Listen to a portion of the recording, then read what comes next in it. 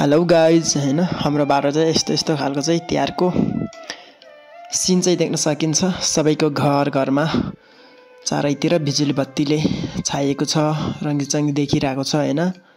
र हामी चाहिँ अहिले लक्ष्मी पूजा सुरु गरिसक्यौं र रङ्गोली पनि बनाइसक्यौं अनि हामीले लक्ष्मी पनि भित्राइसक्यौं हाम्रो घरमा। अहिले चाहिँ गाइस हामी तलतिर दौसी माग्न गइसक्यौं है। अगाडि बढिसकेका छौँ, केटाहरू बाइक रन्काइरहेको छ अनि तल गएर दौसी माग्नु पर्ने हुन्छ गाइस। ल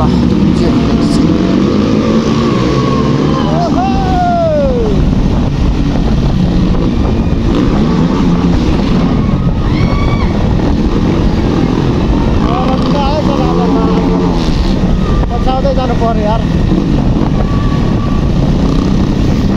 ल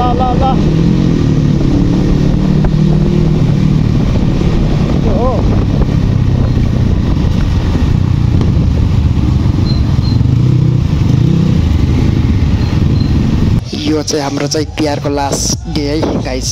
पुरै पार्टी चलिरहेको छ, केटाहरूको ग्रुपिङ डान्स पुरै भइरहेको छ।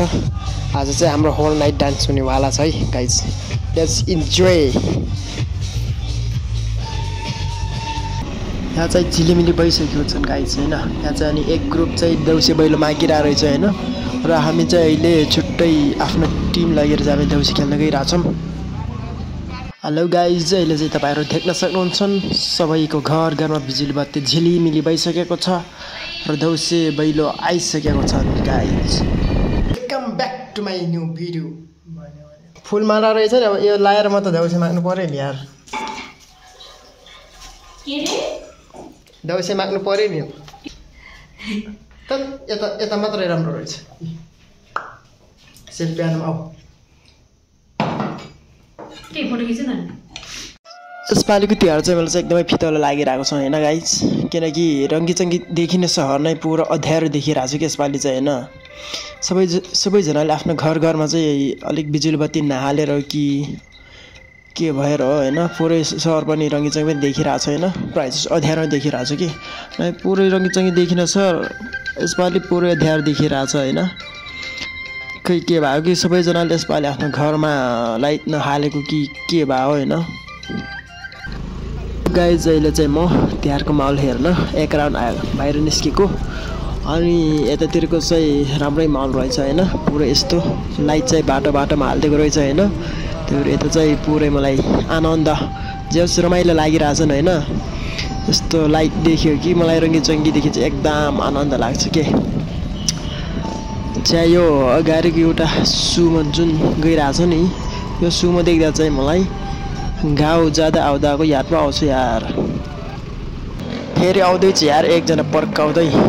केटाहरू फेस्टिभल जस्तो तिहार जस्तो भनेपछि त नि पुरा बाइक पर्काउनु पायो भने त पर्काउँदै निस्किन्छ नि। आन्दोलन जस्तो भयो हैन।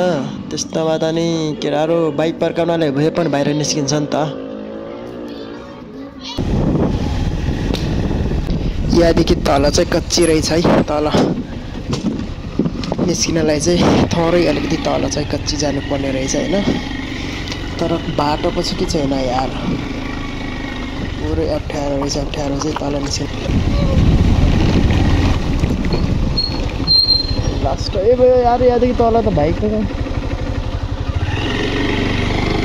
जान्छ कि यार।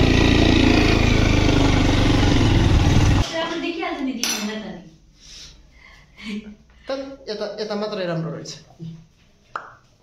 सेल्फी आउनु आऊ। फोटो खिच्छ न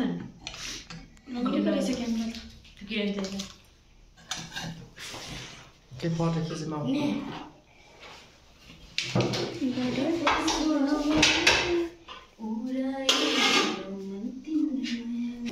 फुलमाला लगाइसकेको छ, लगाइदिएको छ। अब यो लाएर चाहिँ म चाहिँ बटाइहाल्छु। अब हामी अब सुरु कहाँबाट गर्ने भनेपछि हामी चाबेल जाऊँ है। चाबेलबाट न्युरोड जानुपर्छ। न्युरोडबाट ठमेल सकिन्छ हाम्रो देउसी भैलो।